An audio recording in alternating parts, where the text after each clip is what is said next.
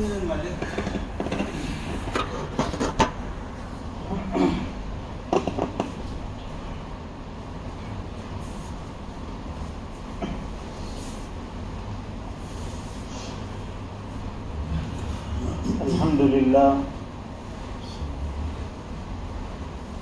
لله وكفى وسلام على عباده الذين اصطفى أما بعد فأعوذ بالله من الشيطان الرجيم بسم الله الرحمن الرحيم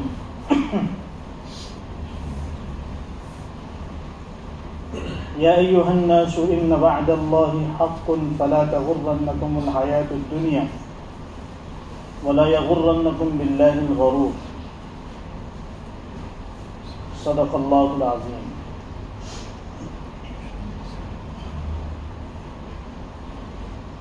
میرے محترم بھائیوں، بزرگوں،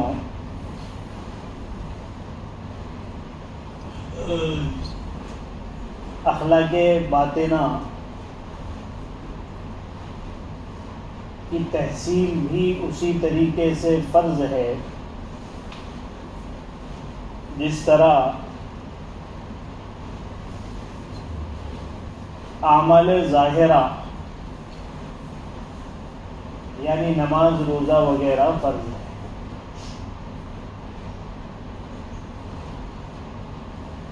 باطن کی درستگی یہ اس لیے بھی زیادہ ضروری ہے کہ ظاہر کی درستگی عام طور پر باطن کی درستگی پر موقوف ہوتی ہے۔ اگر ہمارے اخلاق درست نہیں ہوں گے تو ہمارے جو اعمال ظاہر سے نکلتے ہیں ان کا بھی درست ہونا بہت مشکل ہے، اور اللہ تبارک و تعالیٰ کے نزدیک وہ مقبول بھی نہیں ہوں گے۔ حدیث پاک میں آتا ہے، حضور اکرم صلی اللہ علیہ وسلم نے فرمایا، تم میں سب سے بہترین مسلمان وہ ہے جس کے اخلاق سب سے زیادہ اچھے ہیں۔ اخلاق سے کیا مراد ہے؟ اخلاق سے مراد یہ ہے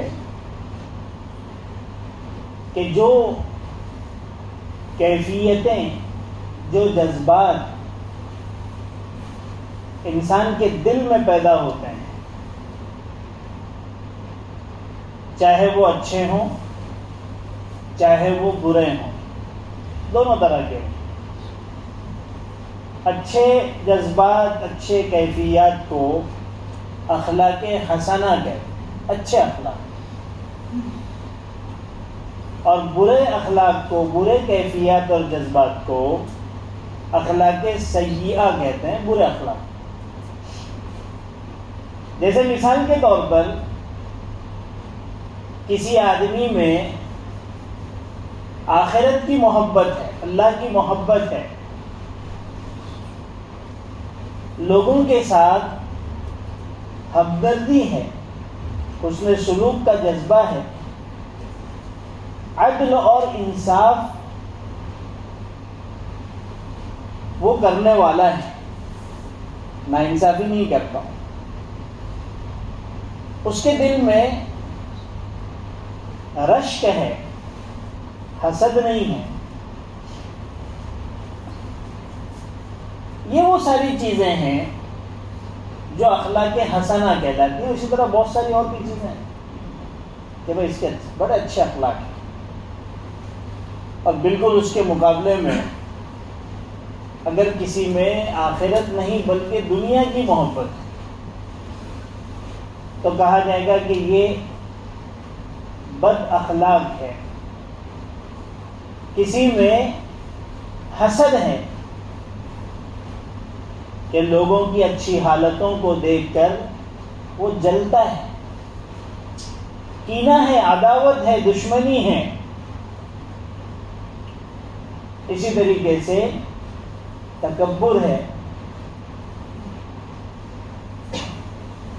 بہت ساری ایسی بری عادتیں ہیں جن کا تعلق انسان کے باطن سے، انسان کے دل سے ہے، جو ظاہر میں نظر نہیں آتا۔ انسان بڑا متواضع نظر آتا ہے، لوگوں سے جھک کر ملتا ہے اور ظاہری طور پر اچھی عادتوں والا نظر آتا ہے، لیکن دل میں تکبر بھرا ہوا ہے جو مختلف موقعوں پر ظاہر ہوتا ہے۔ ہر وقت ہر چیز ظاہر نہیں ہوتی۔ حضرت عمر رضی اللہ تعالیٰ عنہ کے سامنے ایک صاحب نے دوسرے صاحب کے متعلق کہا کہ بڑے اچھے آدمی ہیں۔ حضرت عمر نے پوچھا تم نے کیسے کہہ دیا یہ بہت اچھا آدمی ہے؟ تو کہا کہ ظاہری احوال اچھے ہیں۔ فرمایا کیا کبھی تم نے اس کے ساتھ سفر کیا ہے؟ کیا کبھی تم نے اس کے ساتھ کوئی معاملہ کیا ہے؟ یہ دو موقع ایسے ہیں عام طور پر انسان کا باطن جو چھپا ہوا ہے وہ کھل کر آ جاتا ہے۔ ایک ہے سفر اور ایک ہے معاملہ۔ کہ آدمی سفر میں ہوتا ہے تو بہت سارے موقع ایسے آتے ہیں جب آدمی کھلتا ہے، یہ خرچ کرنے میں کیسا ہے، یہ راحت پہنچانے میں کیسا ہے، اس کے اخلاق کیسے ہیں، تحمل اور برداشت ہے یا نہیں، بھڑک جاتا ہے۔ اور جب خرچ کرنے کا موقع ہوتا ہے تو کنی کاٹ کے نکل جاتا ہے۔ سفر میں انسان کا باطن کھلتا ہے۔ تو حضرت عمر نے یہی پوچھا کیا کبھی اس کے ساتھ سفر کیا ہے؟ اچھا کبھی اس کے ساتھ کوئی معاملہ کیا ہے، کوئی کاروباری لین دین کیا ہے؟ ویسے تو ظاہر میں بڑے ٹوپی کرتا پاجامہ اور بڑی داڑھی والے نظر آتے ہیں اور صف اول میں نماز پڑھتے ہیں اور صدقات اور خیرات کرتے ہوئے بھی نظر آتے ہیں، اور کوئی رمضان کا عمرہ ان کا چھوٹتا نہیں، اور ہر 5 سال میں ایک حج بھی ہوتا ہے۔ کبھی معاملہ کیا ہے؟ ہاں، ان کے ساتھ کاروباری معاملہ کرو اور دیکھو کہ کاروباری معاملے میں ان کا ترازو کا کانٹا کتنا سیدھا رہے۔ قرض دیا ہے حاجی صاحب کو، قرض دینے کے بعد اگر انہوں نے وقت پر پیسہ لوٹا دیا، کسی کی مجبوری ہو تو بات الگ ہے، کچھ حالات کے بھی شکار ہوتے ہیں، وہ سمجھ میں آتا ہے، لیکن سب کچھ ہو رہا ہے لیکن قرض ادا کرنے کے لیے ان کے پاس پیسے نہیں ہیں۔ تو قرض دیا ہے،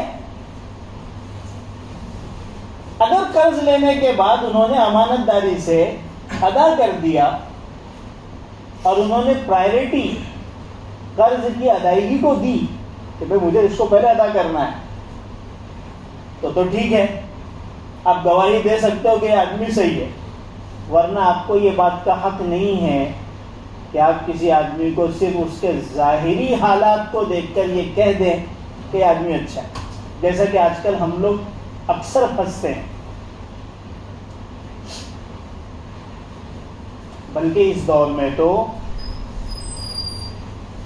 دینداری کا ایک ٹرینڈ چلا ہے لوگوں کو پھنسانے کا۔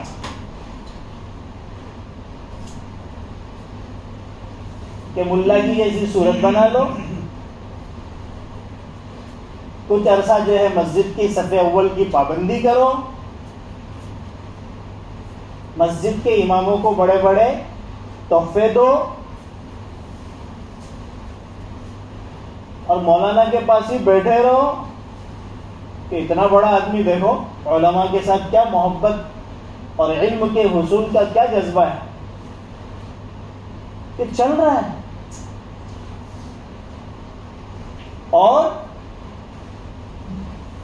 کئی مرتبہ عمرے کرو، آدمی اس سے متاثر ہوتا ہے اور پھر لاکھوں اور کروڑوں کے معاملات کر لیے جاتے اور رفو چکر ہو جاتے.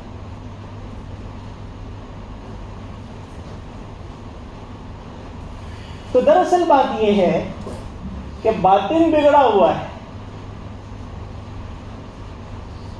باطن بگڑا ہوا ہے. ظاہری طور پر پھل کا رنگ بڑا خوبصورت ہے اور اوپر کی جو چمڑی ہے وہ بھی تر و تازہ نظر آ رہی ہے، لیکن اندر سے وہ بے مزہ ہے، اس کا کوئی سواد نہیں ہے، اندر سے سڑا ہوا ہے. حضور اکرم صلی اللہ علیہ وسلم نے جس طرح ظاہر بنانے کا ہمیں حکم دیا اور اس پر محنت کی، اسی طریقے سے باطن بنانے کی بھی بہت زیادہ محنت کی کہ ہمارا باطن اچھا ہو جائے. مسلمان ہو تو امانت دار، مسلمان ہو تو وعدہ وفا کرنے والا ہو، مسلمان ہو تو پورا پورا تول کر دینے والا ہو، مسلمان ہو تو دیانت دار ہو، مسلمان ہو تو عہد پورا کرنے والا ہو، مسلمان ہو تو ہمدرد ہو، صلہ رحمی کرنے والا، حسن سلوک کرنے والا، خیر خواہی کرنے والا ہو، مسلمان ہو تو دنیا کی محبت سے دل کو فارغ رکھنے والا ہو، اس کے دل میں آخرت کی محبت ہو، اللہ تبارک و تعالیٰ کی محبت ہو، اس کے رسول اور اس کے رسول کے طریقوں کی محبت ہو. وہ چڑھتے سورج کی پوجا کرنے والا نہ ہو، علم کی اور اہل علم کی قدردانی کرنے والا ہو، دین کا جذبہ اس کے دل میں بھرا ہوا ہو. یہ ہے مسلمان کے اخلاق. تو پھر جو اعمال ظاہر ہوتے ہیں وہ بھی اچھے ہوتے ہیں. حضرات صحابہ کرام کے زمانے میں اور ان کے حالات میں آپ یہ ساری چیزیں دیکھیں، پڑے ہوئے ہیں اور بالکل آخری موقع ہے، شہادت ملنے والی ہے اور پیاس لگی ہے، آواز لگا رہے ہیں، بندہ پہنچا کہ بھئی چلو ان کو پانی پلا دیتا ہوں.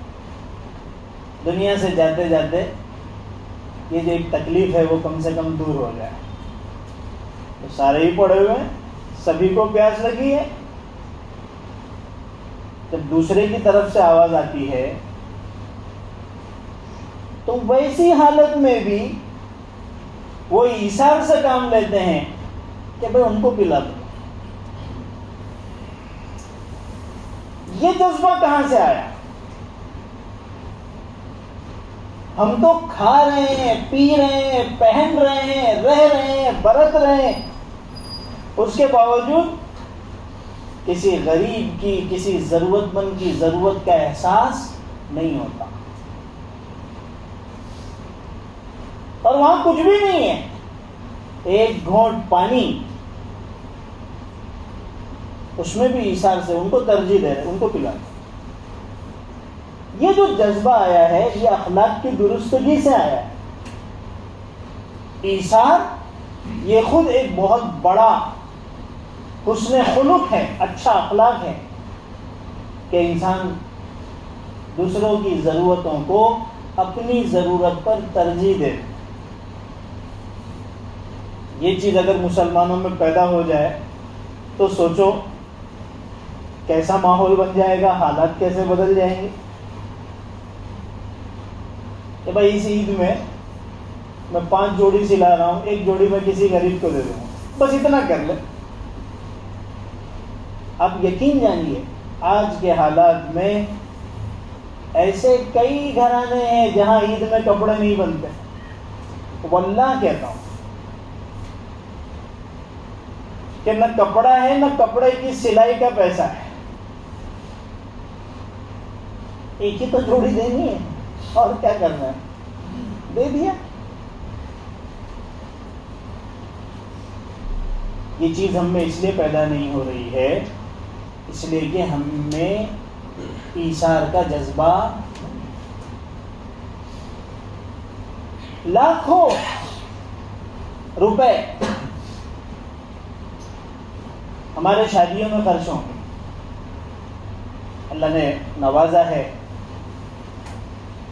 خرچ کرنا کی کہیں نہ کہیں گنجائش ایک درجے میں نکل سکتی ہے, لیکن اس کی بھی شریعت نے حد دی ہے.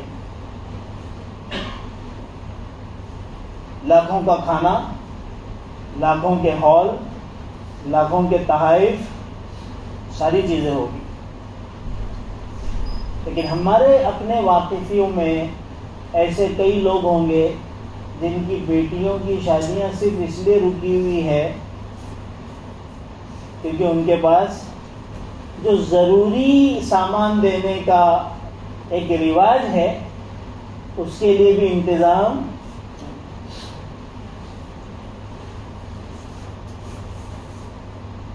یہ کیوں ہے؟ اس لیے کہ ایثار کا جذبہ ہمارے دلوں میں نہیں. ابھی قریب میں ایک غیر مسلم مہاراشٹر کی بہت بڑا آدمی, اس نے اپنی بیٹی کا نکاح کیا, شادی کر, کوئی بڑا انتظام نہیں. اس نے غریبوں کے لیے لاکنگ کی مکانات بنائے. مجھے یاد نہیں ہے کہ کتنے تھے, 100 کے قریب یا کم و بیش جو بھی ہوں گے. اور اپنے بیٹی کے شادی کے موقع پر غریبوں کو بلا امتیاز, جو ان کے علاقے کے غریب ضرورت مند تھے, ان کو اپنے بیٹی کے اس خوشی کے موقع پر بطور خوشی, بطور تحفہ ایک ایک غریب کو مکان ہدیہ کیا. کہ غیر مسلموں میں یہ ہے طریقے, اور یہ ہے دنیا میں کچھ کرنے کا جذبہ کہ انسان اس طریقے سے کچھ کرے. تو میں تو یہ بتانا چاہ رہا تھا کہ اخلاق کی بڑی اہمیت. اخلاق اگر درست نہیں ہے تو پھر سارے معاملات بگڑے ہوئے. آپ دنیا کے اندر جرائم دیکھیں, کرائم دیکھیں, پوری دنیا کا ہر ملک الا ماشاء اللہ جرائم اور کرائم سے بھرا ہوا ہے. روزانہ ہزاروں قتل ہوتے ہیں, روزانہ ہزاروں حقوق پامال کیے جاتے ہیں, ٹریفک کے قانون کو توڑا جاتا ہے, حکومتی سطح پر ظلم ہوتا ہے, طاقتور کمزور کے اوپر پتہ نہیں کیسے کیسے مظالم ڈھاتے ہیں,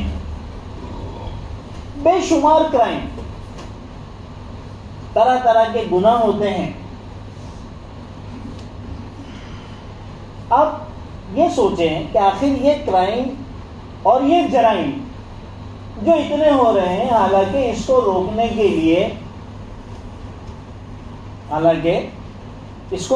کے لیے ہر ملک نے پتہ نہیں کتنے قانون بنائے اور کتنے سارے ادارے وجود میں آئے. پولیس کا ادارہ الگ, فوج کا ادارہ الگ, CBI کا الگ, ED کا الگ, اور پھر جو جاسوس ہوتے ہیں وہ الگ, اور پھر پولیس میں کتنے سارے محکمے, ٹریفک والے الگ, فوج کے اندر بحری الگ, بری الگ, فضائی الگ. اندازہ نہیں کر سکتا انسان. خفیہ جو محکمے ہیں وہ الگ, اور جب سے انٹرنیٹ کا زمانہ آیا اس کے لیے پھر سائبر کرائم کے نام سے پتہ نہیں کتنے شعبے وجود میں آ گئے. اتنے سارے ادارے، اتنے سارے محکمے اور لاکھوں اس میں کام کرنے والوں کے باوجود اور حکومت کی سرپرستی اور بے پناہ مال خرچ کرنے کے باوجود آپ مجھے بتائیں کرائم ختم ہو رہا ہے؟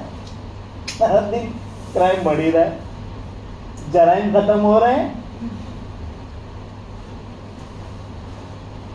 النگھن ہی النگھن ہو رہا ہے.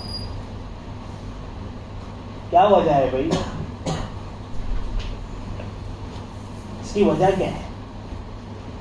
اس کی وجہ یہ ہے کہ ہمارے باطن اور ہمارے اخلاق کا معاملہ صحیح نہیں ہے. ہر جرم کے پیچھے آپ کو ایک وجہ ملے گی اور وہ ہے دنیا کی محبت. چور چوری کیوں کرتا ہے؟ چور چوری اس لیے کرتا ہے کیونکہ اس کے دل میں دنیا کی محبت ہے. محنت کر کے وہ بھی کما سکتا ہے، جتنی ضرورت ہے اس کی بھی پوری ہو سکتی ہے.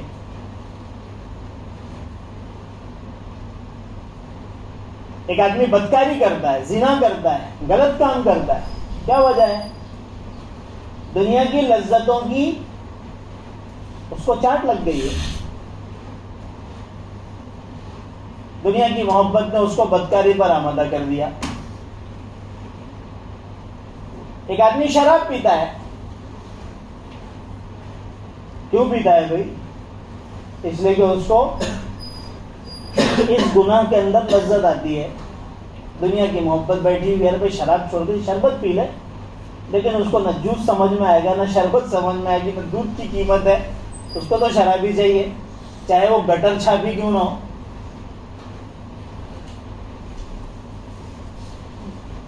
تو آپ دیکھ لیں جتنے جرائم، جتنے کرائم ہیں، ان سب کی بنیادی وجہ آپ کو دنیا کی محبت ملے گی. اور کبھی کبھی اتنی بڑھ جاتی ہے کہ جوا کھیلتے کھیلتے انسان اپنی بیوی کو بھی بیچ دیتا ہے، ہار جاتا ہے. اس حد تک بھی معاملات ہو جاتے ہیں. تو یہ سارے جرائم، یہ سارے کرائم جو دنیا میں ہو رہے ہیں اور سارے اس کے خلاف چلنے والی، اس کو روکنے والی محنتیں بیکار ہو رہی ہے. اس کی وجہ یہ ہے باطن ہی بگڑا ہوا ہے. تمہاری ساری محنت تو اس کو ظاہراً پکڑنے پر ہے. وہ جیل میں بھی اسی انتظار میں وقت کاٹ رہا ہے کہ کب نکلوں گا تو مجھے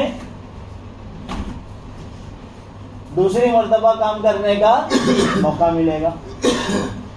اسی وجہ سے حضور اکرم صلی اللہ علیہ وسلم کی محنت باطن پر کہ اس کے باطن کو اتنا سنوار دو، اس کے دل میں آخرت کی اتنی فکر پیدا کر دو، اللہ کی محبت اس کے دل میں اتنی آ جائے اور دنیا کی محبت اس کے دل سے اتنی نکل جائے کہ نہ وہ جرائم کرے نہ کرائم کا وجود میں. آپ مجھے بتائیں، حضور اکرم صلی اللہ علیہ وسلم نے جب پہلی ریاست قائم کی مدینہ منورہ میں، ایک بڑی تعداد میں لوگ بسے ہوئے تھے، ایک پوری ریاست تھی. وہاں کون کون سے ادارے قائم تھے؟ حضور اکرم صلی اللہ علیہ وسلم نے کون سا محکمہ قائم کیا تھا؟ پولیس کا، فوج کا، اور سی بی آئی کا، اور خفیہ محکمے؟ کچھ بھی نہیں. اذان ہوئی، سارے تاجر اپنی دکانیں یوں ہی چھوڑ کے مسجد میں چلے گئے. 1400 سال گزرنے کے بعد بھی، آج سے سمجھے 30 40 50 سال پہلے ہم نے سنا ہے، مکہ اور مدینہ میں جو لوگ پرانے جانے والے ہو تو اس کی گواہی دیں گے کہ اذان ہوئی، انہوں نے بھی اپنی بھری ہوئی سامانوں سے دکانوں کو یوں ہی چھوڑ کر چل دیے، سب نماز پڑھنے کے لیے. کوئی چوری نہیں، کوئی ڈاکہ نہیں. تو کیا وجہ تھی اس کی؟ اس کی وجہ یہی تھی کہ دلوں میں اللہ کا خوف تھا، دنیا کی محبت نہیں، جس کی وجہ سے کوئی خطرہ نہیں تھا، نہ عورتوں کو عصمت کا خطرہ تھا، نہ تاجر کو تجارت کے مال کا خطرہ تھا، نہ گھر والے کو اپنے گھر کے سامان کا خطرہ تھا، کوئی خطرہ ہی نہیں تھا۔ اس کی بنیادی وجہ یہ تھی کہ انسان کے اخلاق بنے ہوئے اور اس اخلاق کا اثر ظاہر پر بھی آتا تھا کہ نگاہیں نیچی ہیں اور ایک دوسرے کا احترام ہے، بڑوں کی عظمت ہے، چھوٹوں پر شفقت ہے، یہ ساری چیزیں تھی۔ اس وجہ سے انسان کے اخلاق کی بہت اہمیت ہے، اور سب سے زیادہ اللہ کے رسول نے اخلاق پر محنت کی تھی کہ میری جماعت کی اور میری امت کی اور مسلمانوں کی اخلاقی حالت بہتر ہو۔ لیکن عجیب بات ہے کہ آج سب سے زیادہ برے اخلاق ہمارے ہو گئے ہیں۔ ہم اخلاقی معاملے میں دوسری قوموں کے مقابلے میں بہت پیچھے جاتے جا رہے ہیں۔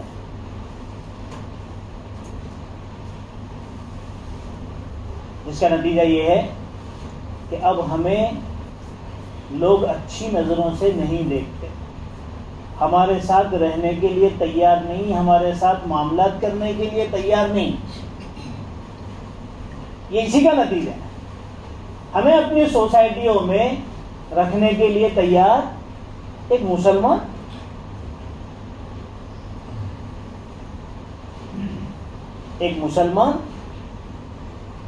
جس کے اوپر سب سے زیادہ اخلاقی محنت کی گئی تھی، جو سب سے زیادہ اخلاق کے اندر مضبوط ہوتا ہے، اس کے ساتھ یہ معاملہ۔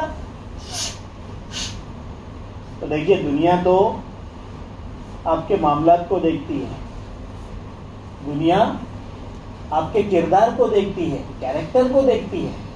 اگر وہ صحیح ہے تو ٹھیک ہے، آپ کا دھرم نہیں دیکھا جائے گا، آپ کے ساتھ اچھا معاملہ ہوگا۔ اور اگر یہ سب چیزوں کے اندر ہم کمزور ہیں تو پھر وہ آپ کے ساتھ معاملہ اسی طریقے سے کرے گی۔ تو بہرحال میں نے شروعات بات یہ کی ہے کہ اخلاق کی بہت اہمیت ہے، ہمیں اپنے اخلاق کو درست کرنے کی بہت زیادہ فکر کرنے کی ضرورت ہے۔ ان اخلاق میں بہت سارے چیزیں ہیں، ان میں ایک چیز ہے دنیا کی محبت۔ دنیا کی محبت یہ سب سے زیادہ بگاڑ کی چیز ہے۔ حضور اکرم صلی اللہ علیہ وسلم نے فرمایا، حب الدنیا رأس کل خطیئہ، دنیا کی محبت ہر خطا، ہر برائی، ہر غلطی اور ہر گناہ کی جڑ ہے۔ اب یہ دنیا کی محبت ہے کیا؟ ہمیں کیسے پتہ چلے گا کہ ہم میں دنیا کی محبت ہے یا نہیں؟ انشاءاللہ اس سلسلے میں آئندہ بات کریں گے۔ اللہ تعالیٰ ہم کو ان سب باتوں پر عمل کرنے کی توفیق نصیب فرمائے۔ الحمدللہ۔